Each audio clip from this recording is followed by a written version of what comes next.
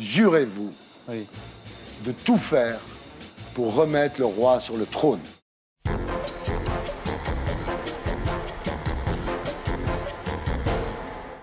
Stéphane Bern, rebonsoir.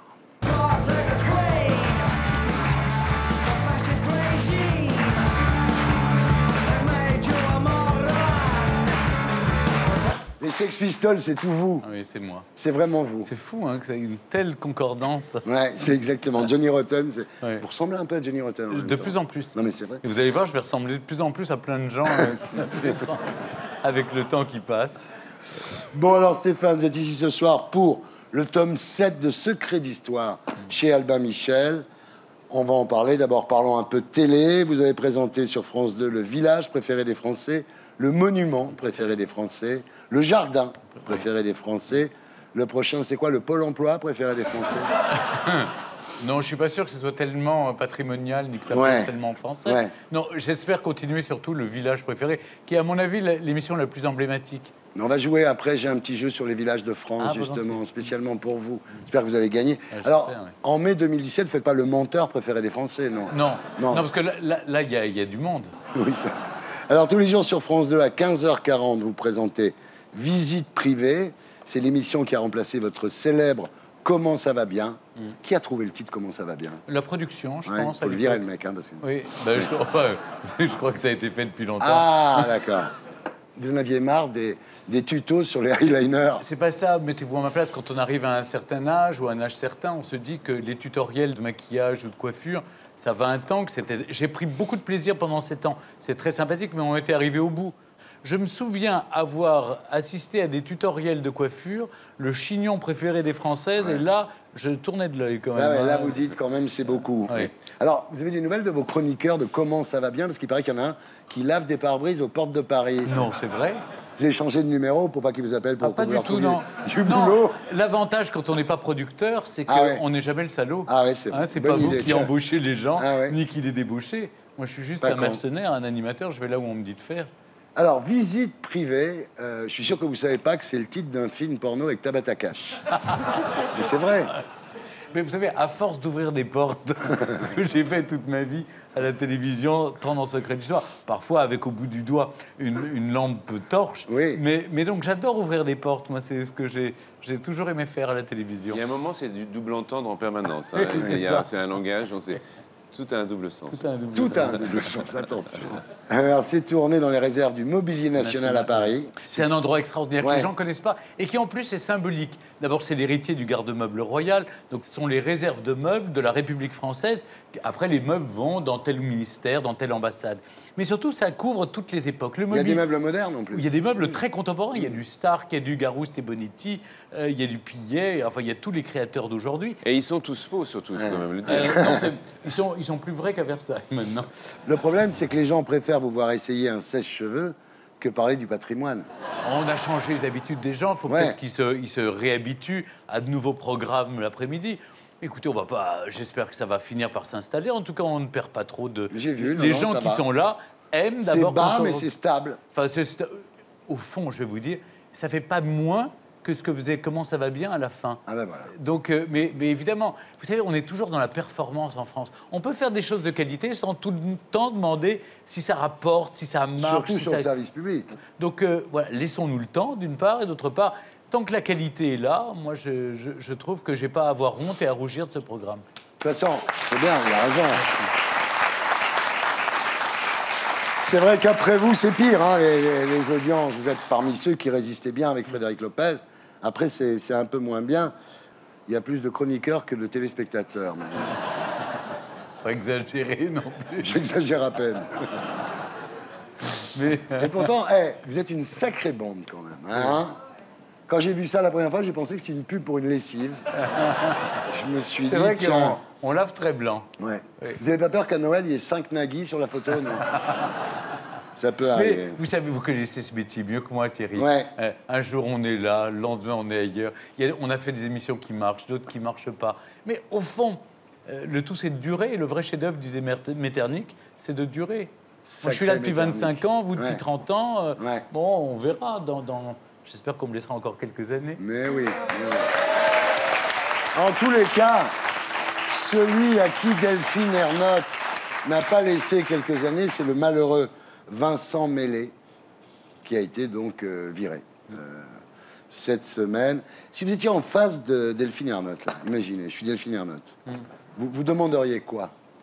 Ah mais moi, je suis très content de Ah mon bah voilà, sort. vous diriez, je suis très content. Ah oui, quand on a discuté, elle m'a dit, bah, vous, au fond, il faut plutôt creuser votre sillon de l'histoire, du patrimoine. Et c'est vrai, et j'arrête de faire... je fais moins de gaudrioles, disons. Ouais. Ah, parce que sauter, voilà, j'ai passé l'âge aussi Oh non, de faire arrêtez de n'importe dire quoi ça. l'année dernière. Non, il y a encore 2 ans, on me faisait dans une baignoire avec des... J'avais l'impression d'être une otarie il connaît bien dans les l'Odyssée, mais sauf avec un ballon sur le bout du nez. Non, c'était... C'est une musique spéciale pour Stéphane Bern. Stéphane Bern, donc, vous publiez le tome 7 de Secrets d'Histoire chez Albin Michel. Alors, jusqu'au tome 6, ça s'est vendu quand même à 400 000 exemplaires. Vous savez, pendant des années, l'histoire, on a voulu la raconter avec l'histoire des idées. On refusait, Oui. telle que l'histoire était enseignée, de raconter l'histoire des personnages illustres qu'il avait écrits. Là, par exemple, il y a Barbe Noire. Quand j'avais peur de Barbe Noire. Donc, c'est vrai que c'était un personnage qui me faisait peur. Je me suis dit, mais c'est qui ce Barbe Noire? En fait, j'ai découvert en travaillant sur le Très sujet qu'il- sympa. Oh bah hyper sympa. Au fond, il détroussait. C'est un peu une sorte de Robin des Bois. Il détroussait. Quand ça, bon, il a fini dans de très mauvaises conditions. Ah oui. Et surtout, j'ai découvert que c'était, il a misé sur sa barbe. C'est-à-dire qu'il s'est dit pour rester dans l'histoire. peu Comme le importe bonnet son du nom. commandant Cousteau. Bah, c'était Exactement. sans limite. Donc il avait une barbe très sale, très crasseuse. Il ne la lavait pas. Il mettait des rubans colorés pour qu'on le voie de loin. Et puis il mettait du chanvre sous son chapeau qu'il faisait brûler, telle sorte qu'il y ait une sorte de halo de fumée autour de lui quand il arrivait à l'abordage pour était prendre... défoncé de Oh, feu. je pense, oui. Ah Puis ouais. vous savez, ça se passait vers la Jamaïque. Hein. Quand même, c'était les Antilles. Ah bah ouais. Ah oui, il détroussait les bateaux. C'est le pote de Bob Marley, Barbe Mais Noire. vous savez qu'il y a encore des gens qui cherchent son trésor. Ils ont persuadé qu'il a caché, que Barbe Noire a caché son trésor quelque part. Alors moi, j'ai regardé un peu le bouquin. Évidemment, il y a Cléopâtre et César. En fait, j'ai compris que Évidemment. les Romains la considéraient comme une pute. Ah, bien sûr. Ah oui, je savais Ben, pas. au fond, celui qui l'a mieux le montré, c'est 2 heures moins le quart avant Ouais, Jésus-Christ. ouais, quand- ouais. Jean-Yann. Jean-Yann, qui dit des horreurs. Elle est où, l'Indienne? Oh, l'égyptienne, on s'en fout. Bah, je ne vais pas vous refaire les dialogues, mais c'est assez Alors, il y a drôle, les Néron. dialogues. Alors, Néron, dis donc, c'est quand même là. Il avait empoisonné son demi-frère, la Oh, toute la Britannicus, famille est passée. et poignardé sa mère avec qui il couchait. Oui. Il oblige sa femme à s'ouvrir les veines. Il a tué toute sa famille. À part ça, je me suis demandé, c'était peut-être un type moins sanguinaire qu'on a bien voulu le dire. Mais vous savez, il n'a pas été aimé, cet enfant. Ouais, Donc, c'est ça. C'est la faute de la société, je pense. Non, mais j'essaie de mettre Non, mais, les Stéphane, outils de c'est extraordinaire, psychologie d'aujourd'hui. Il est amoureux d'un mec Oui. qui ressemblait comme 2 gouttes d'eau à sa maîtresse. Maîtresse, oui. Il a obligé le mec à être émasculé pour Oui. que ça se passe comme avant. Oui. C'est quand même bizarre, ça, non? Ah mais, non mais ne me demandez pas de l'absoudre. Ce type est un monstre absolu. Je crois que c'est un des plus grands monstres de C'est un l'histoire. des plus grands monstres de l'histoire. Et puis, il y a surtout une chose qui a frappé les imaginations. On se demande même si ce n'était pas un acte marketing avant l'heure. C'est qu'il a fait brûler Rome. Et surtout, il a fait porter la responsabilité de l'incendie de Rome aux chrétiens. Ouais. Et donc, ça a justifié ensuite tous les martyrs. Hein.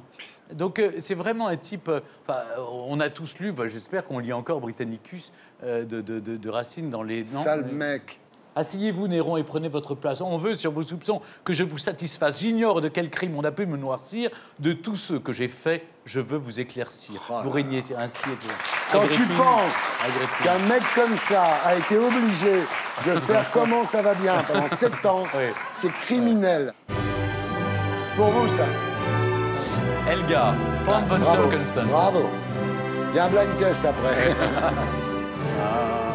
The Land of Hope and Glory. C'est beau, hein, ça. C'est magnifique. Elgar, On le ouais. joue toujours pour les dîners d'État à Buckingham. Ah ouais. Ouais.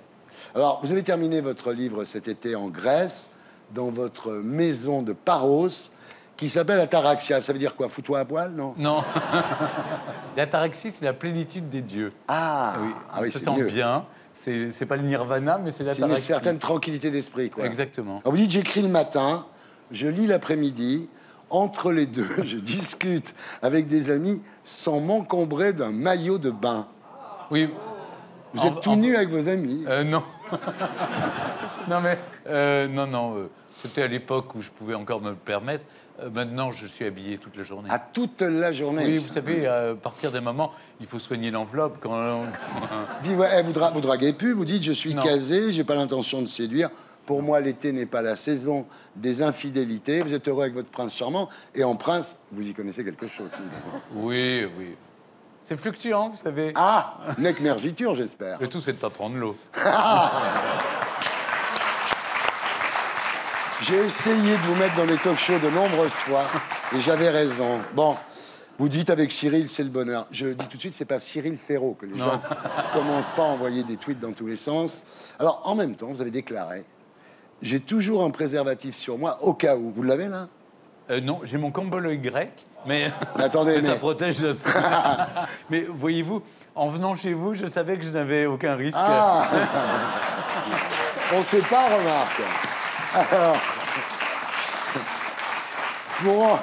pour en revenir à Secret d'Histoire, Jean-Luc Mélenchon a écrit à la patronne de France Télévisions, Madame Ernotte, pour se plaindre que vous fassiez des sujets trop ancien régime, les monarques, leurs favorites, pas assez de gens émancipés, pas de noirs, pas de laïcité. Vous l'avez eu au téléphone, Mélenchon? Oui, en même temps qu'il écrivait à la présidente, il me téléphonait. Ah, d'accord. Pour me dire que c'était juste pour... Pour rigoler.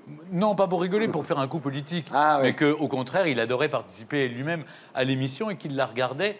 Je lui ai simplement rappelé que sur 1000 ans d'histoire, il y a 64% des sujets qui sont sur des monarques et donc 36% Par sur définition, Voilà. bah oui. Et étrangement, vous voyez, cet été, on a fait quand même une émission sur Danton, une autre sur les femmes dans la Révolution. Surtout mon héroïne favorite, qui est Olympe de Gouges, qui disait « Les femmes ont bien le droit de se faire couper la tête. Il faudrait peut-être penser à leur donner le droit à la parole. Ouais. Non, mais faut méditer, c'est- Olympe de Gouges. Ouais. Et c'est les émissions qui marchent le moins. Bah, tiens, quand vous faites Louis XIV, vous faites Oui. 5 millions. Oui, Quand exact. vous faites Clémenceau, vous faites 3,2 millions. Exactement. Tu vois, Jean-Luc? Ah oui. Ça marche encore en France. Hein. Eh oui, mais Eh tant oui. mieux. Voilà. Hein, les Français aiment la monarchie, de toute façon. Ben, d'ailleurs, ils ont. Oui, enfin, c'est On a une monarchie républicaine. Oui, une monarchie où le roi change tous les 5 ans, c'est pas très heureux.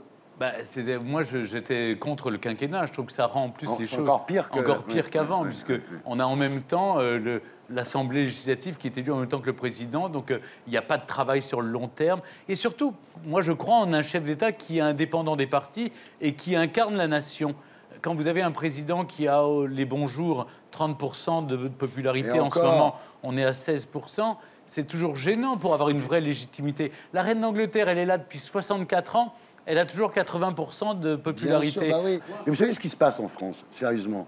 On élit arbitre le capitaine d'une des deux équipes. Donc ça peut Exactement. pas marcher. Ça peut pas marcher. Guillotiner Louis XVI pour se retrouver Enfin, avec en tout François cas, Hollande. pardon, mais honnêtement, non, mais- c'était pas la peine. C'était mais pas la franchement. peine. Non mais Lambert. franchement, Stéphane, elle est merveilleuse la reine, on adore la reine d'Angleterre, mais franchement, là, elle n'a pas pris position sur le Brexit. Elle sert à quoi, Mais franchement, en justement, dehors de... mais c'est- régner demande cet exercice particulier du pouvoir d'incarner plutôt que de dire. Enfin, au fond, je crois en la monarchie comme les catholiques croient au paradis. Je suis pas sûr, je suis persuadé que je verrai pas ça de mon vivant. Et après tout, tant mieux. Parce que... mais les pays d'Europe qui ont une monarchie vivent en monarchie républicaine. Nous, on vit dans une république monarchique. Oui. On a donné plus de pouvoir Bien sûr. au président que n'en avait Louis XIV. Enfin, le 49.3, vous avez vu, c'est quand même... c'est mieux que des lettres de cachet. Enfin, on peut tout décider dans ce pays. Vous avez tellement raison. Non, mais je ne sais c'est pas, vrai. ce sont des... Ouh là là. Mel Brooks. About one thing. Mel Brooks, je l'adore. Merveilleux. Et on passe maintenant à la question sous serment.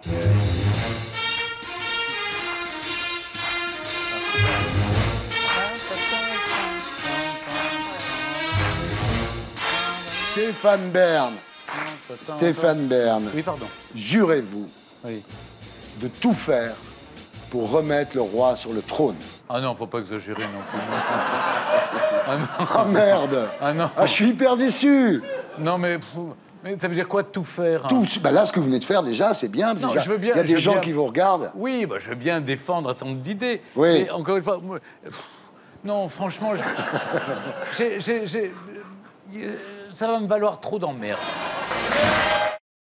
Et pour être sûr de ne rien rater de Inarditube, abonnez-vous et mettez un pouce bleu.